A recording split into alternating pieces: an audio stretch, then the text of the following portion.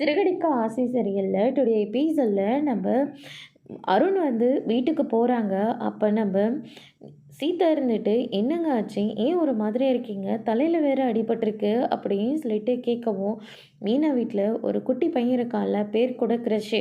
ஆமாம் கிரஷு. அந்த பையனை யாரோ கடத்திட்டு போயிட்டாங்க. அவனை காப்பாற்றி வீட்டில் போய் ஒப்படைச்சிட்டு வந்தேன் அப்படின்ற மாதிரி சொல்லிடுறாங்க. அந்த வீட்டில் இருக்கிறவங்க யாருமே உங்களை புரிஞ்சுக்கவே இல்லை.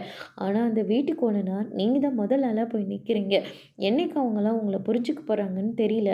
மாமா ஏதாவது பிரச்சனை பண்ணாரா அப்படின்னு சொல்லிட்டு கேட்கவும், அப்படியெல்லாம் எதுவும் பண்ணலை. ஆனால் அவர் தான் முதல்ல கிரிஷை கடத்திட்டாங்கன்னு சொல்லி துரத்திட்டு போனாங்க.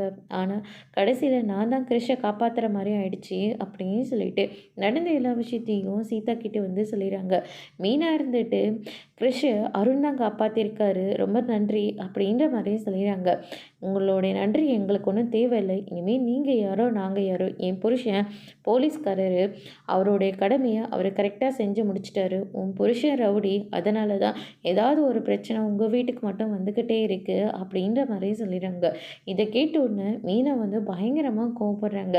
அதுக்கடுத்து தான் முத்து இருந்துட்டு, என்னதான் இருந்தாலும் அருண் தானே கிருஷை காப்பாற்றினாரு, அதனால் அவங்க பேசினா பேசிட்டு போட்டோம், நீ எதுவும் பெருசாக எடுத்துக்காத அப்படின்னு சொல்லிட்டு முத்து இருந்துட்டு மீனாவை சமாதானம் பண்ணிக்கிட்டு இருக்காங்க. அதோடு இன்னைக்கான பிரம்ம முடிச்சிருக்காங்க. இனி பிஏ பிரச்சனையை நம்ம ரோகிணி எப்படி சமாளிக்க போகிறாங்கன்றத வரப்போகிற எபிசோடில் பார்க்கலாம். தேங்க்யூ.